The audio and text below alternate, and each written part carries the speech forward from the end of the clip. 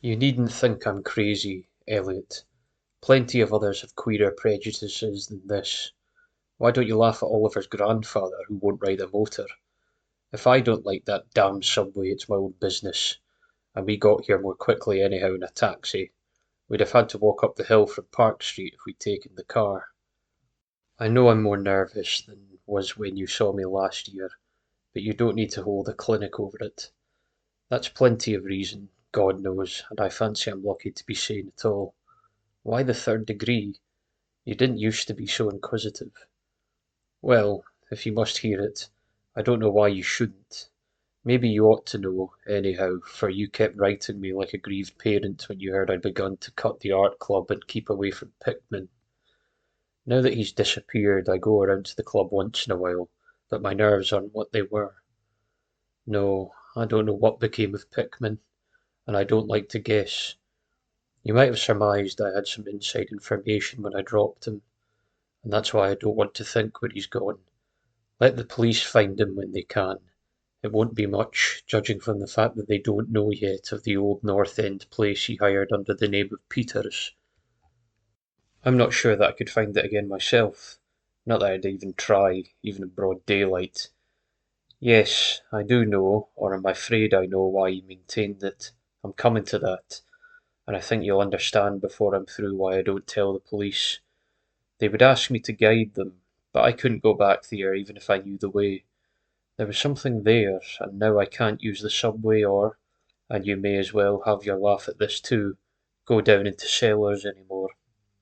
I should think you'd have known I didn't drop Pickman for the same silly reasons that fussy old woman like Dr. Reed, or Joe Minot, or Bosworth did. Morbid art doesn't shock me, and when a man has the genius of Pickman had, I feel it an honour to know him, no matter what direction his work takes. Boston never had a greater painter than Richard Upton Pickman. I said it at first and I say it still, and I never swerved an inch either, when he shooed that ghoul feeding. That, you remember, was when Minnow cut him. You know, it takes a profound art and a profound insight into the nature to turn out stuff like Pickman's.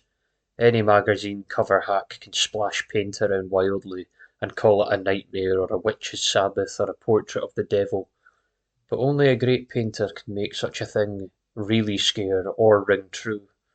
That's because only a real artist knows the actual anatomy of the terrible or the physiology of fear, the exact sort of lines and proportions that connect up with the latent instincts or hereditary memories of fright, and the proper colour contrasts and lighting effects to stir the dormant sense of strangeness.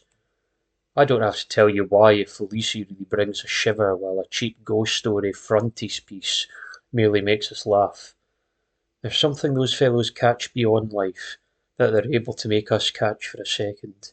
Dorr had it, Syme has it, Angarola of Chicago has it, and Pickman had it as no man had ever had it before, or I hope to heaven ever will again. Don't ask me what it is they see. You know, in ordinary art, there are all the difference in the world between the vital breathing things drawn from nature or models and the artificial truck that commercial small fry reel off in a bare studio by rule. Well, I should say that the really weird artist has a kind of vision which makes models, or summons up what amounts to actual scenes from the spectral world he lives in. Anyhow, he manages to turn out results that differ from the pretender's mince pie dreams in just about the same way that the life painter's results differ from the concoctions of a correspondence school cartoonist. If I had ever seen what Pickman saw, but no. Here, let's have a drink before we get any deeper.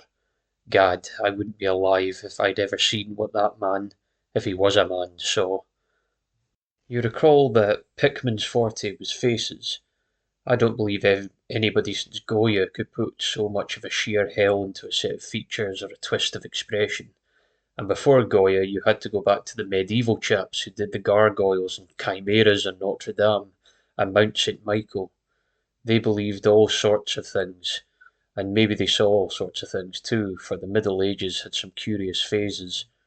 I remember your asking Pickman yourself once, the year before you went away, wherever the thunder he got such ideas and visions. Wasn't that a nasty laugh he gave you? It was partly because of that laugh that Reed dropped him. Reed, had just taken up comparative pathology and was full of pompous inside stuff about the biological or evolutionary significance of this or that mental or physical symptom. He said Pickman repelled him more and more every day, and almost frightened him towards the last, that the fellow's features and expressions were slowly developing in a way he didn't like, in a way that wasn't human. He had a lot to talk about diet, and said Pickman must be abnormal and eccentric to the last degree. I suppose you told Reed, if you and he had any correspondence over it, that he'd let Pickman's paintings get on his nerves or harrow up his imagination. I know I told him that myself. But keep in mind that I didn't drop Pickman for anything like this. On the contrary, my admiration for him kept growing, for that ghoul feeding was a tremendous achievement. As you know, the club wouldn't exhibit it, and the Museum of Fine Arts wouldn't accept it as a gift, and I can add that nobody would buy it. So Pickman had it right in his house till he went. Now his father has it in Salem. You know Pickman comes of old Salem stock, and had a witch ancestor hanged in 1692. I got into the habit of calling Pickman quite often, especially after I began making notes for a monograph on weird art. Probably it was his work which put the idea into my head, and anyhow, I found him a mine of data and suggestions when I came to develop it.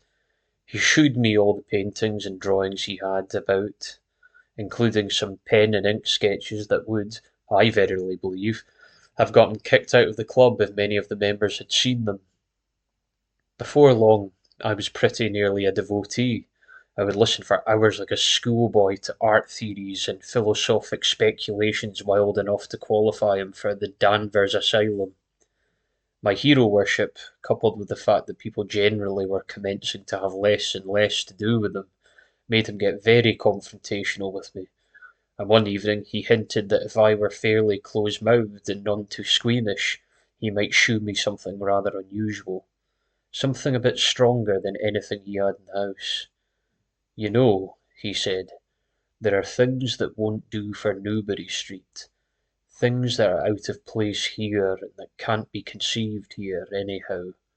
It's my business to catch the overtones of the soul, and you won't find those in a purview set of artificial streets on made land. Back Bay isn't Boston. It isn't anything yet, because it's had no time to pick up memories and attract local spirits. If there are any ghosts here, they're the tame ghosts of a salt marsh and a shallow cove, and I want human ghosts, the ghosts of beings highly organised enough to have looked on hell and known the meaning of what they saw. The place for an artist to live is in the North End. If any aesthete were sincere, he'd put up with the slums for the sake of the massed traditions. God, man, don't you realise that places like that weren't merely made, but actually grew? Generation after generation lived and felt and died there, and in days when people weren't afraid to live and feel and die. Don't you know there was a mill on Copp's Hill in 1632, and that half the present streets were laid out by 1650? I can show you houses that have stood 2 centuries and a half and more, houses that have witnessed what would make a modern house crumble into powder. What do moderns know of life and the forces behind it? You call the Salem witchcraft a delusion, but I'll wage my 4 times great grandmother could have told you things. They hanged her on Gallows Hill, with Cotton Mather looking sanctimoniously on. Mather, damn him, was afraid somebody might succeed in kicking free of his accursed cage of monotony. I wish someone had laid a spell on him, or sucked his blood in the night. I can shew you a house he lived in, and I can shew you another one he was afraid to enter in spite of all his fine bold talk. He knew things he didn't dare put into that stupid Mangalia, or the puerile wonders of the invisible world. Look here. Do you know the whole North End once had a set of tunnels and kept certain people in touch with each other's houses, and the buying ground, and the sea? Let them prosecute and persecute above ground. Things went on every day that they couldn't reach, and voices laughed at night that they couldn't place. Why, man, out of 10 surviving houses built before 1700, and not moved since, I'll wager that in 8 I can shew you something queer in the cellar. There's hardly a month that you don't read of workmen finding bricked up arches and wells leading nowhere in this or that old place as it comes down. You could see one near Henchman Street from the elevated last year.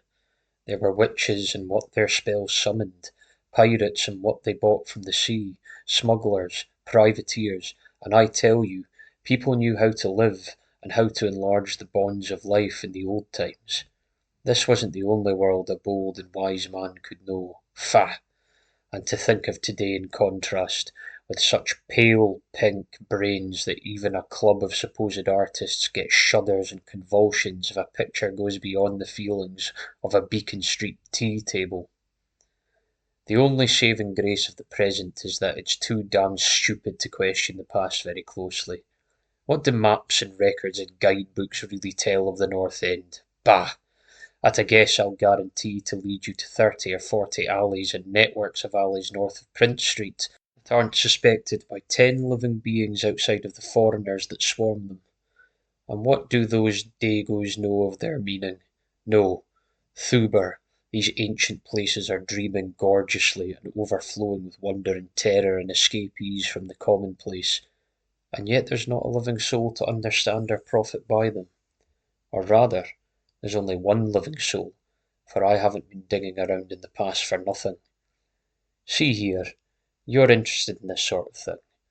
What if I told you that I've got another studio up there, where I can catch the night spirit of antique horror and paint things that I couldn't even think of in Newbury Street? Naturally, I don't tell them those cursed old maids at the club, with Reed, damn him, whispering even as it is that I am a sort of monster bound down the toboggan of reverse evolution. Yes, Thurber, I decided long ago that one must paint terror as well as beauty from life. So I did some exploring in places where I had reason to know terror lives. I've got a place that I don't believe 3 living Nordic men besides myself have ever seen. It isn't so very far from the elevated as distance goes, but it's centuries away as the soul goes. I took it because of the queer old brick well in the cellar, one of the sort I told you about. The shack's almost tumbling down so that nobody else would live there, and I'd hate to tell you how little I pay for it. The windows are boarded up, but I like that all the better, since I don't want daylight for what I do. I paint in the cellar, where the inspiration is thickest, but I've other rooms furnished on the ground floor. A Sicilian owns it, and I've hired it under the name of Peters. Now, if you're game, I'll take you there tonight. I think you'd enjoy the pictures, for as I've said, I've let myself go a bit there. It's no vast tour. I sometimes do it on foot, for I don't want to attract attention with a taxi in such a place. We can take the shuttle at the South Station for Battery Street, and after the walk isn't much. Well, Elliot, there wasn't much for me to do after that haranguing, but to keep myself from running instead of walking for the first vacant cab we could sight. We changed to the elevated at the South Station, and at about 12 o'clock had climbed down the steps at Battery Street and strut along to the old waterfront, past Constitution Wharf. I didn't keep track of the cross streets, and can't tell you yet which it was we turned up, but I knew it wasn't Greenough Lane. When we did turn, it was to climb through the deserted length of the oldest and dirtiest alley I've ever saw in my life, with crumbling looking gables, broken small paned windows, and archaic chimneys that stood out half disintegrated against the moonlit sky. I don't believe there was 3 houses in sight that hadn't been standing in Cotton Mather's time. Certainly I glimpsed at the last 2 with an overhang, and once I thought I saw a peaked roof line of an almost forgotten pre-gambrel type, though antiquarians tell us there are none left in Boston. From that alley, which had a dim light, we turned to the left into an equally silent and still narrower alley with no light at all, and in a minute made what I think was an obtuse angled bend toward the right in the dark. Not long after this, Pickman produced a flashlight and revealed an antediluvian 10-panelled door that looked damnably worm-eaten. Unlocking it, he ushered me into the barren hallway with what was once splendid dark oak panelling. Simple, of course, but thrillingly suggestive of the times of Andros and Pips, and the witchcraft. Then he took me through a door on the left, lighted an oil lamp, and told me to make myself at home. Now, Elliot, I'm what the man in the street would call fairly hard-boiled, but I'll confess that what I saw on the walls of that room gave me a bad turn. They were his pictures, you know, the ones he couldn't paint or even show in Newsbury Street, and he was right when he said he had let himself go. Here, have another drink. I need one anyhow. There's no use in my trying to tell you what they were like, because the awful, the blasphemous horror and the unbelievable loathsomeness and moral fetor came from simple touches quite beyond the power of words to classify. There was none of the exotic technique you see in Sydney, Syme, none of the trans-Saturnian landscapes and lunar fungi that Clark Ashton Smith uses to freeze the blood. The backgrounds were mostly old churchyards, deep woods, cliffs by the sea, brick tunnels, ancient panelled rooms, or simple vaults of masonry. Copp's Hill's burial ground, which could not be many blocks away from this very house, was a favourite scene. The madness and monstrosity lay in the figures in the foreground, for Pickman's morbid art was preeminently one of demonic portraiture. These figures were seldom completely human, but often approach humanity in varying degree. Most of the bodies, while roughly bipedal, had a forward slumping and a vaguely canine cast. The texture of the majority was a kind of unpleasant rubberiness. Ugh, I can see them now. Their occupations, well, don't ask me to be too precise. They were usually feeding, I won't say on what. They were sometimes shewn in groups in cemeteries or underground passages, and often appeared to be in battle over their prey, or rather, their treasure trove. And what damnable expressiveness Pickman sometimes gave the sightless faces of the carnal body. Occasionally, the things were shown leaping through open windows at night, or squatting on the chests of sleepers, worrying at their throats. One canvas showed a ring of them baying about a hanged witch on Gallows Hill, whose dead face had a close kinship to theirs.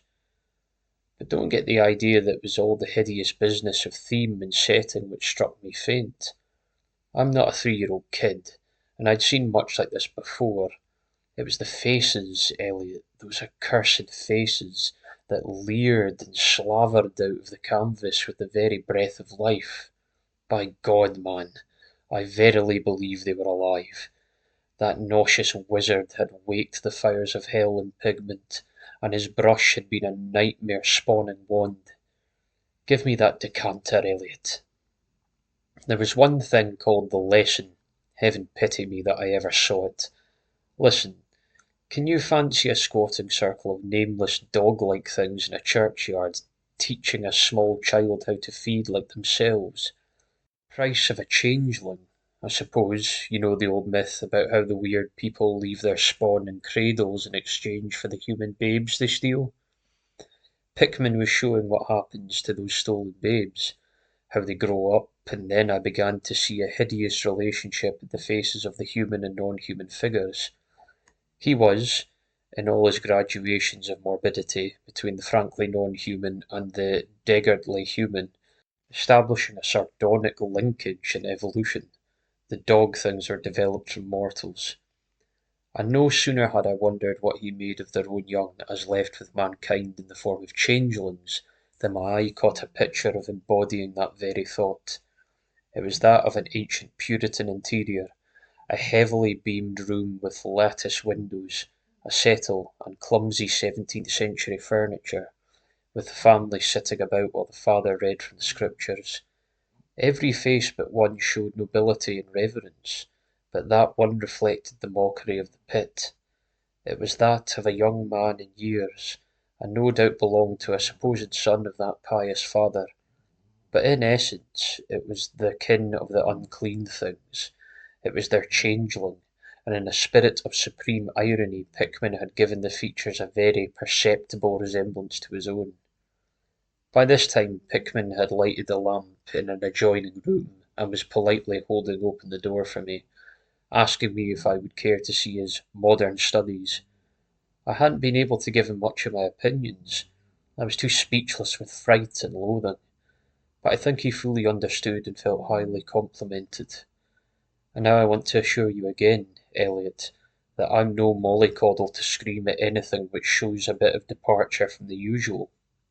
I'm middle-aged and decently sophisticated, and I guess you saw enough of me in France to know I'm not easy knocked out. Remember, too, that I just about recovered my wind and got used to those frightful pictures which turned colonial New England into a kind of annex of hell. Well, in spite of all this, that next room forced a real scream out of me, and I had to clutch at the doorway to keep from kneeling over. The other chamber had shown a pack of ghouls and witches overrunning the world of our forefathers, but this one brought the horror right into my own daily life. Gad, how that man could paint! There was a study called Subway Accident, in which a flock of vile things were clambering up from some unknown catacomb through a crack in the floor of the Boylston Street subway and attacking a crowd of people on the platform. Another showed a dance on Copp's Hill among the tombs with the background of today. Then there were any number of cellar views, with monsters creeping in through holes and rifts in the masonry, and grinning as they squatted behind barrels or furnaces and waited for the first victim to descend the stairs. One disgusting canvas seemed to depict a vast cross-section of Beacon Hill, with ant-like armies of methylitic monsters squeezing themselves through burrows that honeycombed the ground. Dances in the modern cemeteries were freely pictured, and another conception somehow shocked me more than all the rest. A scene in an unknown vault, where scores of the beasts crowded about one who held a well-known Boston guidebook and was evidently reading aloud. All were pointing to a certain passage, and every face seemed so distorted with epileptic and reverberant laughter that I almost thought I heard the fiendish echoes. The title of the picture was "Holmes, Lowell, and Longfellow Lie Buried in Mount Auburn." As I gradually steadied myself and got readjusted to this second room of deviltry and morbidity, I began to analyse some of the points in my sickening loathing. In the first place, In the first place, I said to myself, these things repelled because of the utter inhumanity and callous cruelty they showed in Pickman. The fellow must be a relentless enemy of all mankind to take such glee in the torture of brain and flesh, and the degradation of the moral tenement. In the second place, they terrified because of their very greatness. Their art was the art that convinced. When we saw the pictures, we saw the demons themselves and were afraid of them. And the queer part was that Pickman got none of his power from the use of selectiveness or the bizarre. Nothing was blurred, distorted, or conventionalized. Outlines were sharp and lifelike, and details were almost painfully defined. And the faces! It was not any mere artist's interpretation that we saw. It was pandemonium itself, crystal clear and stark objectivity. That was it, by heaven! The man was not a fantasist or romanticist at all. He did not even try to give us the churning, prismatic ephemeria of dreams, but coldly and sardonically reflected some stable, mechanistic, and well-established horror world which he saw fully, brilliantly, squarely, and unflatteringly. God knows what that world could have been, or where he ever glimpsed the blasphemous shapes that loped and trotted and crawled through it, but whenever the baffling source of his images, one thing was plain. Pickman was in every sense, in conception and in execution, a thorough, painstaking, and almost scientific realist. My host was now leading the way down the cellar to his actual studio, and I braced myself for some hellish effects among the unfinished canvases. As we reached the bottom of the damp stairs, he turned his flashlight to the corner of a large open space at hand, revealing the circular brick curb of what was evidently a great well in the eastern floor. We walked nearer, and I saw that it must be 5 feet across, with wells a great foot thick and some 6 inches above the ground level, solid work of the 17th century. Or I was much mistaken.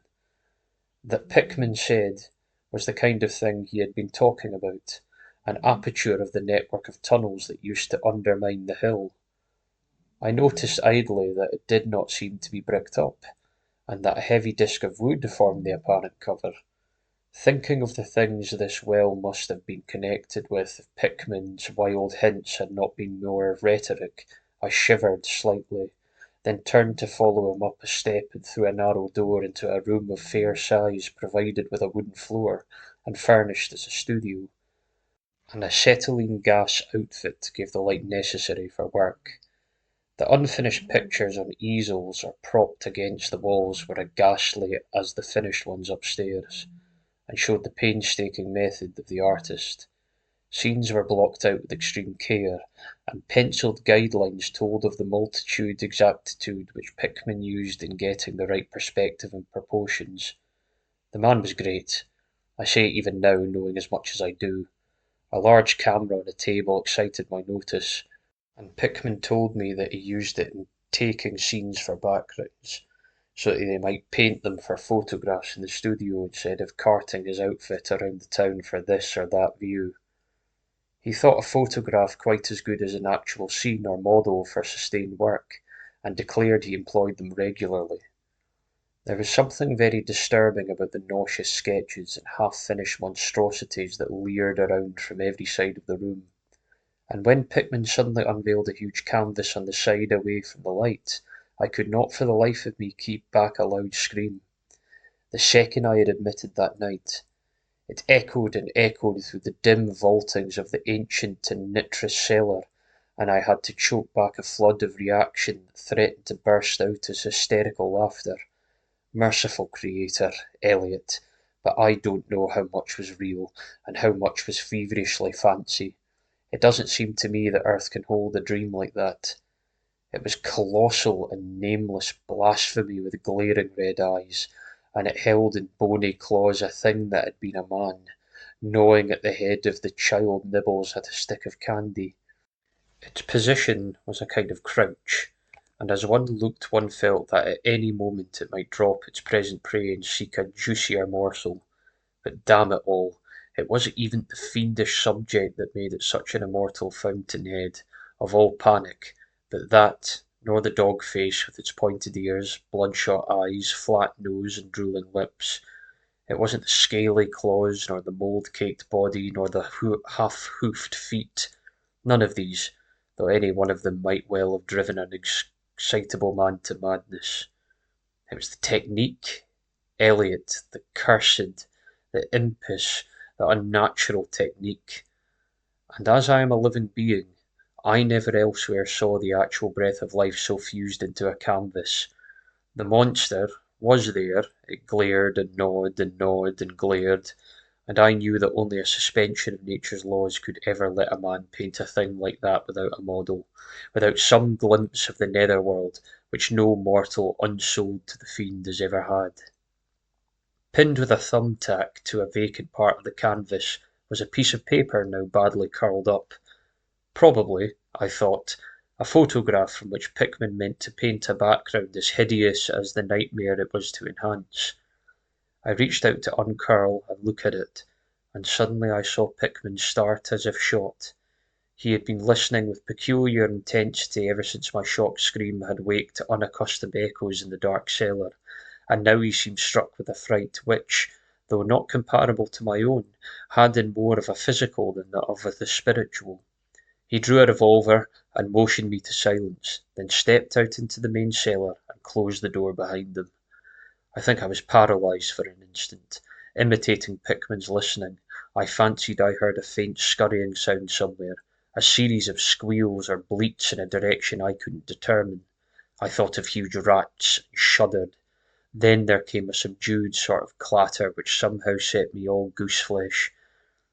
A furtive, groping kind of clatter, though I can't attempt to convey what I mean in words. It was like heavy wood falling on stone, or brick, wood on brick. What did that make me think of? It came again, and louder. There was a vibration as if the wood had fallen farther than it had fallen before.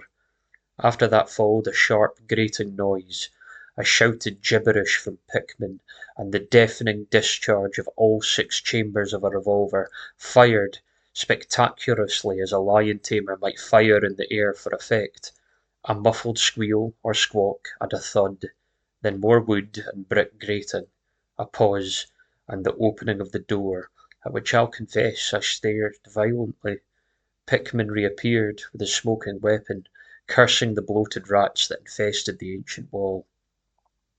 "The deuce knows that they eat Thuber," he grinned, "for those archaic tunnels touched graveyard and witch den and sea coast. But whatever it is, they must have run short, for they were devilish anxious to get out. Your yelling stirred them up, I fancy. Better be cautious in these old places. Our rodent friends aren't the one drawback, though. I sometimes think they're positive asset by way of atmosphere and colour." Well, Elliot, that was the end of the night's adventure. Pickman had promised to show me the place, and heaven knows he had done it. He led me out of the tangle of alleyways in another direction, it seems, for when we sighted a lamp post we were in half familiar street with monotonous rows of mingled tenement blocks and old houses. Charter Street, it turned out to be, but I was too flustered to notice just where we hit it. We were too late for the elevated, and walked back downtown through Hanover Street. I remember that walk. We switched from Termont up Beacon, and Pickman left me at the corner of Joy, where I turned off. I never spoke to him again. Why did I drop him? Don't be impatient. Wait till I ring for coffee. We've had enough of the other stuff, but I for one need something. No, it wasn't the paintings I saw in that place, though I'll swear they were enough to get him ostracised in 9/10 of the homes and clubs in Boston, and I guess you won't wonder why I have to steer clear of subways and cellars. It was something I found in my coat the next morning. You know, the curled up paper tacked to the frightful canvas in the cellar. The thing I thought was a photograph of some scene he meant to use as a background for that monster. That last scare had come while I was reaching to uncurl it, and it seems I had vacantly crumpled it into my pocket. But here's the coffee. Take it black, Elliot, if you're wise. Yes, the paper was the reason I dropped Pickman. Richard Upton Pickman, the greatest artist I have ever known, and the foulest being that I have ever leaped the bounds of life into the pits of myth and madness. Elliot, old Reed was right. He wasn't strictly human. Either he was born in strange shadow, or he'd found a way to unlock the forbidden gate. It's all the same now, for he's gone, back into the fabulous darkness he loved to haunt. Here, let's have this chandelier going. Don't ask me to explain or even conjecture about what I burned. Don't ask me, either, what lay behind that mole-like scrambling Pickman was so keen to pass off as rats. There are secrets, you know, which might have come down from old Salem times, and Cotton Mather tells even stranger things. You know how damned lifelike Pickman's paintings were, how we all wondered where he got those faces. Well, that paper wasn't a photograph of any background after all. What it showed was simply the monstrous being he was painting on that awful canvas. It was the model he was using, and its background was merely the wall of the cellar studio in minute detail. But by God, Elliot, it was a photograph from life.